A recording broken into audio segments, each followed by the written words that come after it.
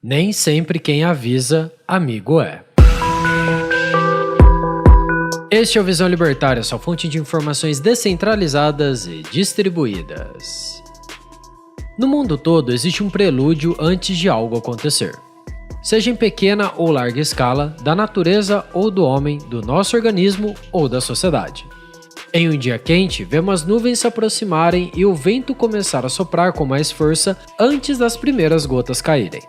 Sentimos um desconforto no estômago e sensações de calafrio antes de vomitarmos. Vemos inquietações na sociedade antes de haver uma revolução. Por fim, sabemos que haverá uma crise quando os globalistas começam a falar dela antes mesmo de ela acontecer.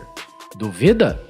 Um ano antes da crise financeira americana de 2008, o Bank of International Settlements, conhecido pela sigla BIS, já distribuíra alguns relatórios de que uma possível Grande Depressão, aos moldes de 1929, pudesse acontecer nos próximos anos, perpetrado pelo mercado de crédito.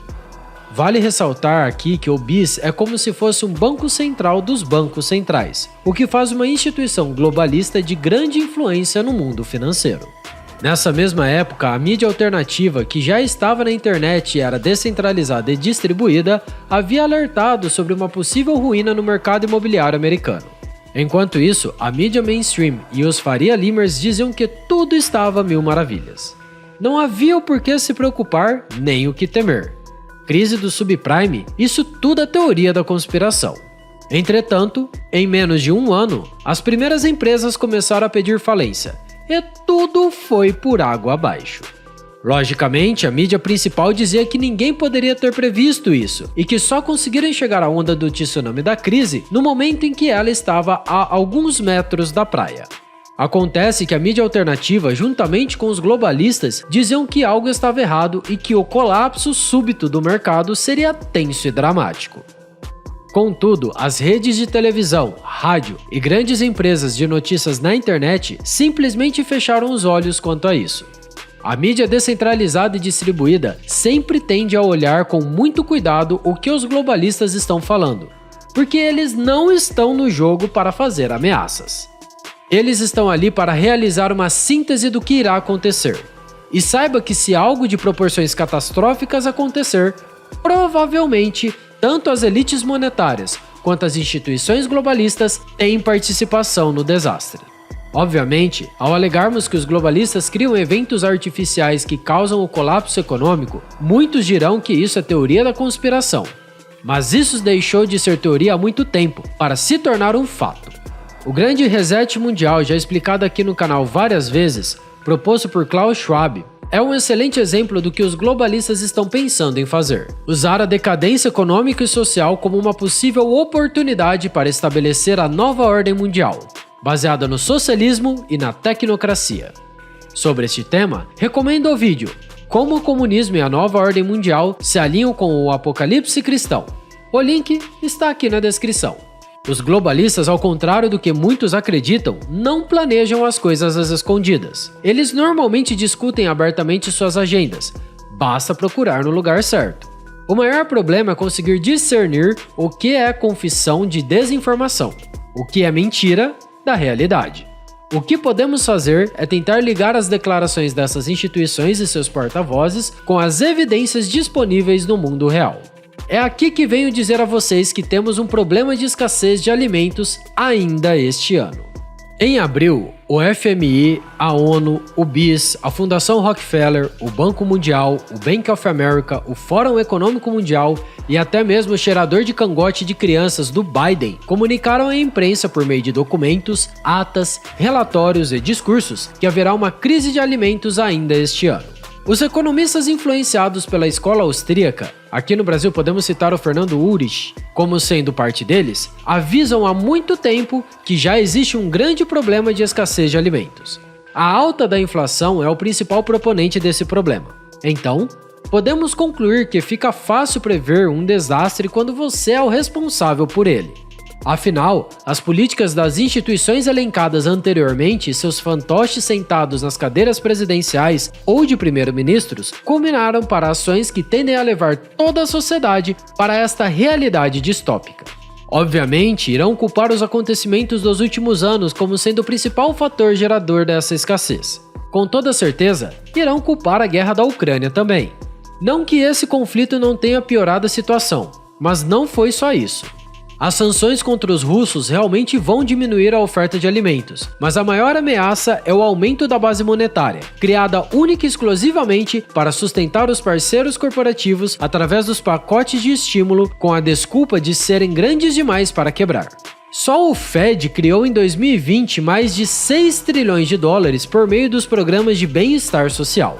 Adicione isso aos outros trilhões criados em 2008 e pronto. Agora estamos sentindo as consequências desse descalabro.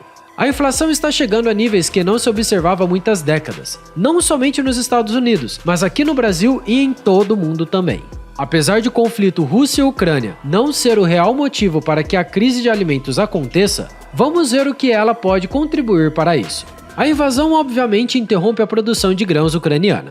As sanções garantem que a produção russa não seja exportada para os demais países. A participação de ambas as nações na produção mundial de trigo é de 27%, além de 30% das exportações de cevada, cerca de 20% das exportações de milho e canola, além de 78% das exportações de girassol. Toda essa produção tem como destino os países de terceiro mundo e também de partes da Europa. Mas o pior não é isso. 20% de toda a amônia e potássio comercializados no mundo advém da Rússia. Esses dois produtos são os insumos mais importantes na criação de fertilizantes usados na produção de alimento nas fazendas do mundo todo. Os responsáveis pelas plantações dizem que o aumento de preços será de 10%. Entretanto, podemos facilmente ver em alguns lugares um aumento generalizado dos preços dos alimentos nos últimos meses de mais de 20%. E existem economistas dizendo que irá aumentar 30% até o final do ano. Em outras palavras, você pagará 50% mais caro naquilo que come em comparação ao ano passado. Ninguém acredita mais no IPCA e nos dados oficiais do governo. Nem mesmo o seu José ou a Dona Maria, que assiste ao Jornal Nacional diariamente, já que perceberam que o aumento foi muito mais do que 10% no preço do feijão, do arroz e principalmente da carne. Os ditos especialistas, conhecidos no Brasil como Faria Limers, dizem não haver nada a se preocupar, que os Estados Unidos e a China podem facilmente preencher a lacuna da oferta de alimentos dos países do leste europeu. Entretanto, isso é um erro rude, para não dizer elementar. Não é novidade para ninguém que o lockdown chinês chegou a um nível bizarro. Mas será que a China realmente está preocupada com o micróbio? Uma gripe forte que tem taxa média de mortalidade menor que 0,3% necessita realmente de uma atitude como essa? Será que eles não estão tentando esconder algo? Essa atitude do PCC está resultando em uma escassez de alimentos em todo o território chinês, já que muitas cadeias de suprimento estão com problemas devido a muitas indústrias estarem fechadas. Isso causa um atraso nas exportações, deixando-as congeladas. Agora, o que ninguém falou até o momento é que 1 em cada 5 navios porta-containers no mundo estão esperando para atracarem nos portos chineses. Digo novamente, 20% de toda a frota que levam containers mundo afora está ilhada nos portos chineses. Agora, se pensa que tudo isso é por conta do micróbio, você não está olhando o contexto na sua totalidade. Isso pode ser um teste para verificar o que eles podem causar de problemas caso as exportações para os Estados Unidos e a Europa sejam cessadas. Porém, acredito muito que a China está em guerra econômica com Taiwan e é por isso que ela está tomando essas atitudes. Para quem não sabe, Taiwan é muitíssimo dependente da China em questões econômicas. A China é o maior importador de produtos taiwaneses, representando 10% do PIB da ilha. Além disso, milhares de pessoas que moram em Taiwan vão à China continental para trabalhar, além das diversas empresas e indústrias que também estão fixadas lá. Tudo isso está sendo impactado negativamente com o lockdown chinês. Se acredita que o PCC não matará os chineses de fome apenas para atacar economicamente a ilha de Taiwan de maneira furtiva, você está sendo muito ingênuo. Para os comunistas, a população é apenas gado que pode ser sacrificado a qualquer momento caso necessário, em detrimento de ganhos a longo prazo para o partido. Se duvida disso, assista ao vídeo aqui do canal Por que o comunismo matou tanto? O link está na descrição. Além disso, não seria perfeitamente plausível fazer um teste para verificar o que poderia acontecer caso os chineses entrassem em guerra com o Ocidente? Que melhor maneira de fazer isso do que ilhando 20% de todos os navios mercantes, interrompendo assim toda a cadeia de suprimentos do mundo? Em outras palavras, não confie nos chineses para eles resolverem os problemas dos alimentos e dos fertilizantes. Eles estão compelidos a resolverem as suas disputas com Taiwan. Mas voltando ao ponto central do problema. A inflação é o estopim para a crise de alimentos. Isso porque, com inflação alta, há controle de preços pelos estados, que culmina na falta de incentivos para se produzir, gerando diminuição da produção que leva à escassez, aumentando o controle de preços, entrando assim em um ciclo catastrófico. Os nossos hermanos argentinos já começaram esse processo com a estatal de alimentos. Caso queira conhecer a história, o link também está aqui na descrição. O controle dos alimentos é fundamental para os regimes autoritários, pois assim você pode comandar facilmente a população.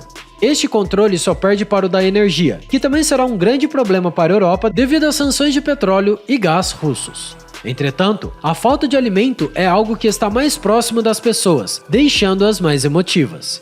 E com razão, afinal, não existe nada pior para um pai do que ver seus filhos passando fome. É algo que está presente no dia a dia da população, sendo sentido todas as vezes que as pessoas vão ao supermercado. A mídia mainstream está ignorando este problema, dizendo não haver nenhuma escassez e que não precisamos nos preocupar. Pergunto, vocês escutariam um grupo de pessoas que sempre estiveram errados nos principais eventos que afetam sua vida? Precisamos levar a sério quando os globalistas falam sobre o colapso econômico, pois somente eles que se beneficiam desses desastres, e são por suas mãos que eles acontecem. Não custa nada se organizar para esse cenário.